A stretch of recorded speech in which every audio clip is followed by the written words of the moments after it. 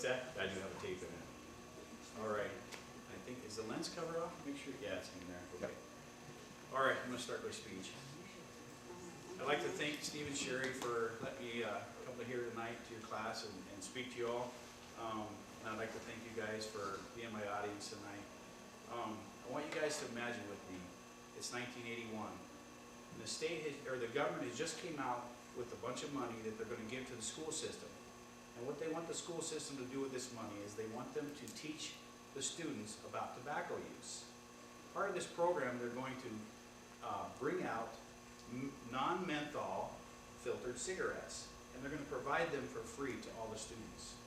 And their goal is to teach the students to have safer smoking practices because they're concerned and they're worried about their health and well-being.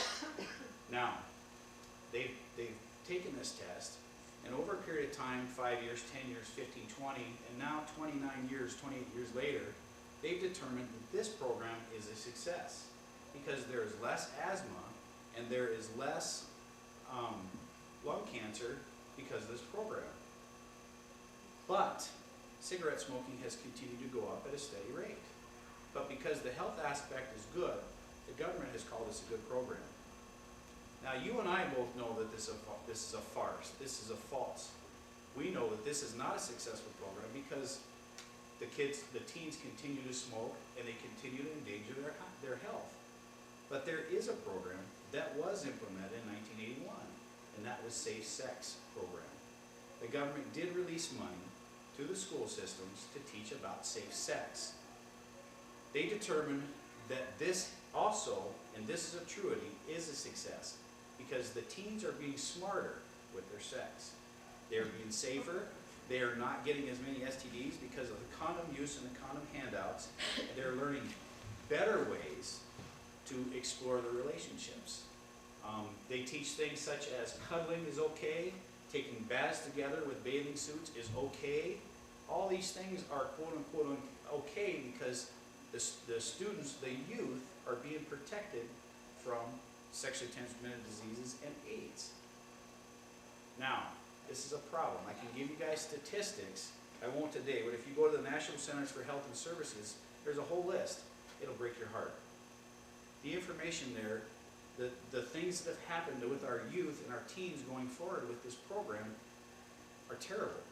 They're not successful. The pregnancy rate continues to go up. Sex among teens starts at younger and younger ages because they're teaching this at younger and younger ages. In 1996, they actually brought forth a program where they went to abstinence only. This was dictated by the U.S. government, and all states had to apply by it. It lasted 2 years. Abstinence wasn't a good enough program because, and this is a statistics that's going to scare you, 75% of the parents thought it was a bad program not to teach everything there was to know about sex to their kids. In essence, they were given permission for the school systems to raise their children in this area of their life. Now, you guys are in the middle of taking a class called Twisting the Truth. Let me give you the truth. The truth is the U.S. government is calling it a success because they're protecting kids from sexually transmitted diseases and AIDS, and they call it a success.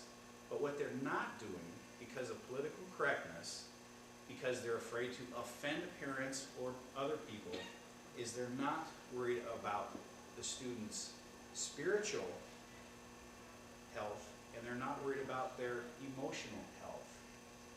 And the biblical side has been taken out of our school systems. Back in 1963, 64, in that time frame, when they removed all these things, they removed God from our schools. Consequently, they removed any biblical teachings within our school system. And the students, or the government of today, because of the sexual revolution, are worried about protecting their kids physically and not emotionally or spiritually. So what I've done and what my wife has done, and I challenge anybody that knows anybody that's raising a kid, is we have taken sex education out of the school system and we teach in our own home. We teach abstinence and abstinence only, and you know what? I have a 100% success rate to date. Thank God for that. So, twisting the truth, guys, the government's twisting the truth. And I thank you guys for letting me come up here and talk to you about this subject today. And if you have any questions, I'll be available over here if you have any questions afterwards. Thank you.